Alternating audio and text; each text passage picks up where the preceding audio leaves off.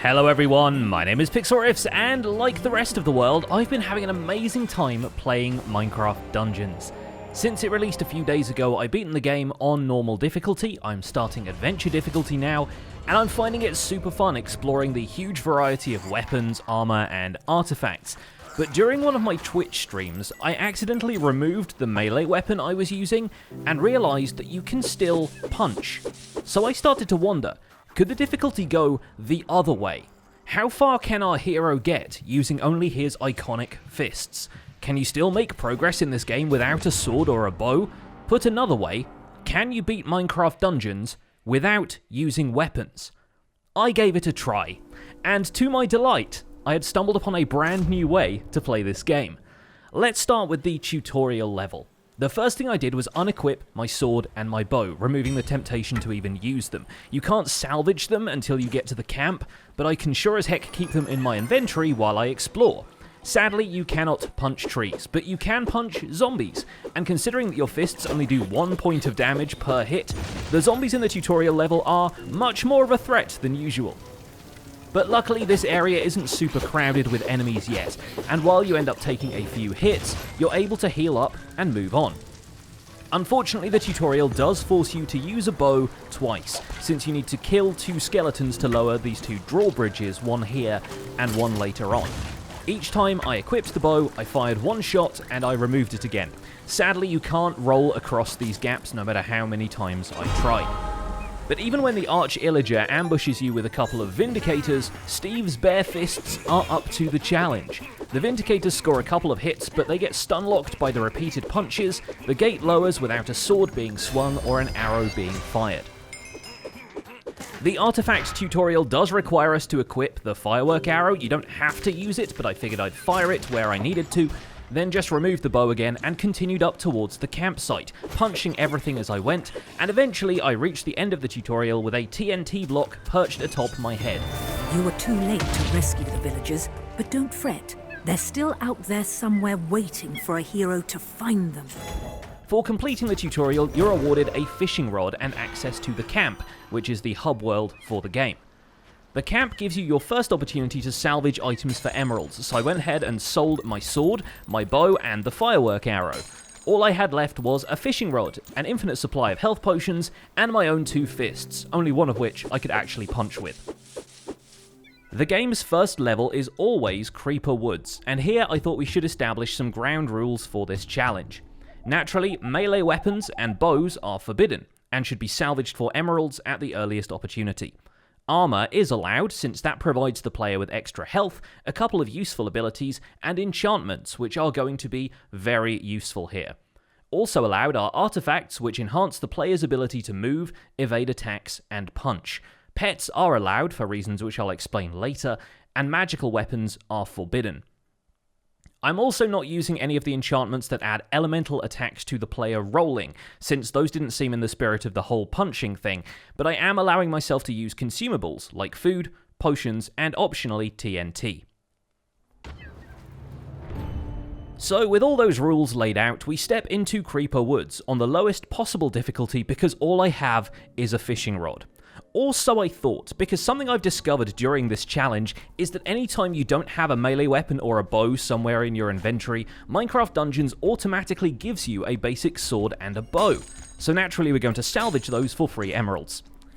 Our first time through this level is incredibly cautious and makes heavy use of the fishing rod, which can be used to stun enemies for a short time while we get in a few crucial punches.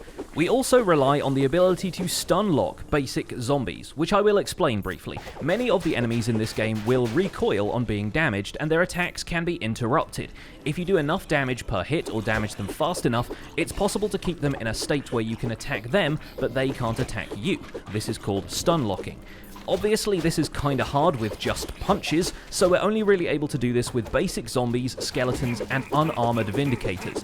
This strategy doesn't work with the more heavily armored enemies, because we aren't hitting them hard enough to interrupt their attacks, and creepers are immune because their only attack is to run at you and explode. So the strategy at first is quite tedious. Anytime we encounter a tougher enemy, we have to stun it with the fishing rod, get a few swift punches in, and back away to a safe distance before we get overwhelmed. Luckily, the terrain means the zombies don't swarm us all at once, and they move slowly, so we can draw them out in a steady line and make our way through them systematically. Sometimes we can even stun or attack the zombie in front, and it'll slow the others down instead of making them walk around it, which can help us control the pace of combat. Another option would just be to run through the level, but I'm also trying to earn experience and emeralds so we can buy and enchant some armor if we don't find any here in Creeper Woods.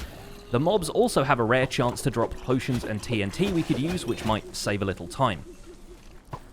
Moving forward through the level, we have to adjust our strategy a little for the skeletons, and there are some sections we just need to run through because it's harder to deal with large groups of ranged attackers. But it's important to remember the objective is not to defeat every mob on the map, it's to rescue the villagers. We're going to avoid the detour into the underground section of the level for now, but we'll come back and get that when we're more prepared. For now, it's just a matter of dodging skeletons, punching zombies, and playing keep away with the Vindicators until we can chug another health potion and risk a few more swings at them. It takes a while, but we get to the set pieces of the level, the rest house and the spider cave. The spiders won't actually damage you until you're pinned down, so if you rush them they're not too hard to deal with, and they always come within melee range to attack. The spider cave has a chance to spawn some chests, and I got my first hunter's armor here, which isn't super useful right away. More importantly, this is the first time we encounter the loot chest pig, who gave me a better hunter's armor and a deathcap mushroom. The deathcap mushroom is one of 3 artifacts you can receive for beating Creeper Woods, so it's really useful to get it before we finish the level. It has a cooldown, but you move and attack faster while you're using it. So for now, we can use it to speed up our punches and to sprint a little if we need to get out of trouble. That's going to be especially useful for this next area, and the Hunter's Armor has some healing enchantments that will definitely help, because now we have to free 5 villagers from capture points around the village. They're guarded by a bunch of Vindicators, who we can now punch super fast, and we heal a little bit every time we stun something with the fishing rod. The Enchanter Illagers will buff the Vindicators, which is a problem, but the player is already slightly faster than the Vindicators, so we can just give them the runaround until they're too far away from the Enchanter and the effects wear off, or just avoid attacking them altogether, aiming to sprint in and free the villagers as our top priority. If food drops, we can also take advantage of that, since for a short time at least, you're going to regenerate health faster than a single Vindicator can damage you.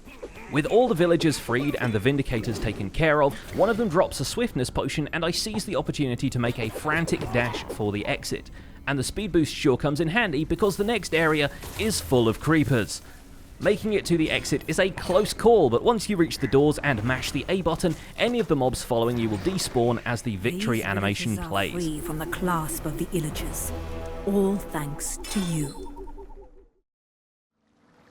Back at the camp, we get rewarded with an artifact, a tasty bone, which summons a pet wolf. The other possible rewards are the Deathcap Mushroom, which we already have, and the Boots of Swiftness, which are going to be really useful for our early game strategy here. Once again, the game has gotten confused and thinks I want a sword and a bow, so we're just going to salvage those, and I should point out that if you want to farm emeralds here, you can just load a level, salvage the sword and bow, return to camp from the pause menu, salvage the sword and bow again, and repeat that until you have as many emeralds as you want. But since blacksmith loot is tied to your character's level and we're scrapping all the weapons he sells me, I won't need many emeralds to get what I need anyway. Our focus at the blacksmith is armor, and which enchantments it provides. I'm looking for one in particular which is going to be key to our boss battle strategy. Eventually, he trades me some Spelunker armor which has what I'm looking for, the Surprise Gift enchantment. With that equipped, I head back to Creeper Woods to try to get the Boots of Swiftness. Once we've scrapped the mandatory sword and bow, this time through the Creeper Woods is a much different experience. We've got a wolf who can help us thin the horde of zombies, a Deathcap Mushroom for some speedy punches, and an armor enchantment that generates a helpful item 50% of the time I drink a health potion. Actually, only 3 of the items it generates are actually helpful. There's Potions of Swiftness, Potions of Strength, which make my punches do 2 damage instead of just 1, and a Shadow Brew that makes you invisible until you attack something, at which point you do a bunch of extra damage with your first hit. The 4th item it can generate is a bundle of arrows that obviously I'm not using, but at this point the bare fist strategy is actually starting to be really fun.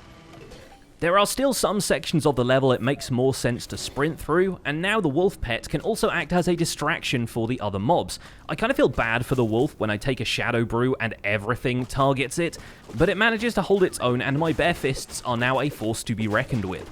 This time I even head down to the underground section to grab the collectible that unlocks the creepy crypt level, and we handle everything in there pretty well. Sadly, even though we beat the level much more easily this time, we just unlock the same reward items again. So after a while, I just start speedrunning the level, avoiding anything I don't need to attack, save the villagers, and head back to camp to see if the Boots of Swiftness are waiting for me. Eventually, I get the boots, but just running through this level, not fighting anything much, isn't the challenge I wanted.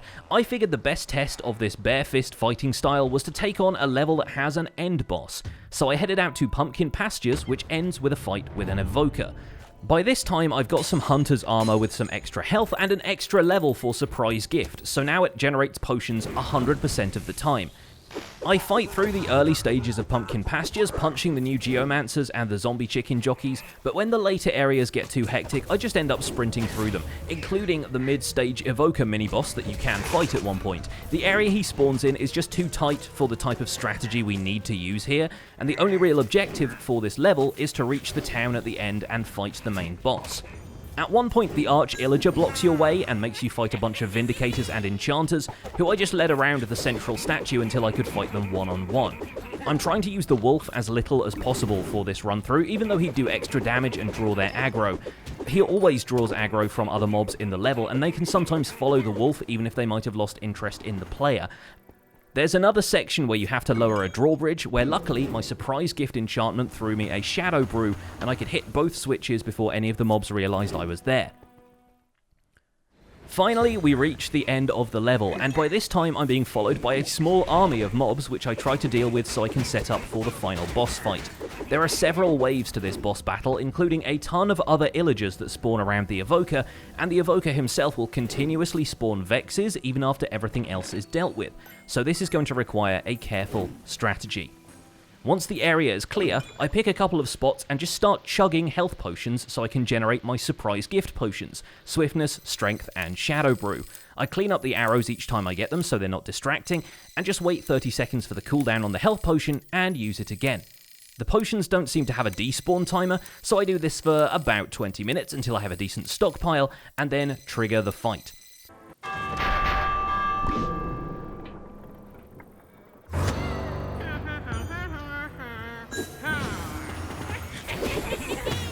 Even with those potions, the amount of Vindicators overwhelms me once or twice, and a couple of other mobs end up joining in for good measure. But eventually I lead them around and wear them down until only the Evoker boss and a Geomancer are left, along with whatever Vexes the Evoker has already spawned in. I return to a safe spot away from them both and spawn in a few more potions, taking at least 2 each time before I rush in, chomp down a mushroom, spam attack, and then run out before the Vexes can do much damage. I decide to let the Geomancer live because his exploding pillars actually do massive damage to the Evoker, and I can use that to my advantage. And little by little, I rush in and wear down his health bar until the Geomancer ends up delivering the final blow.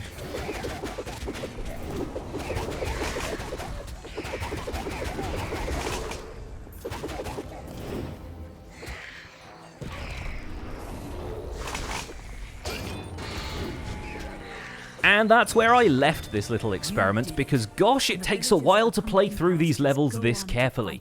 I did well against the Evoker, but could this strategy work against the other bosses? Can you defeat a redstone golem with your fists alone? Is it even possible to touch the final boss with your bare hands? I still plan to find out, because completing Pumpkin Pastures unlocked the Wandering Trader, and there might still be artifacts I can buy from him which will totally evolve my bare fist fighting style. If you guys enjoyed this video, leave a like on it for me and let me know in the comments, and maybe we'll see if it's really possible to complete Minecraft dungeons without using weapons. But for now, thanks for watching, my name has been Pixlriffs. Don't forget to leave a like on this video if you enjoyed it, subscribe if you want to see more, and I'll see you guys soon. Take care, bye for now.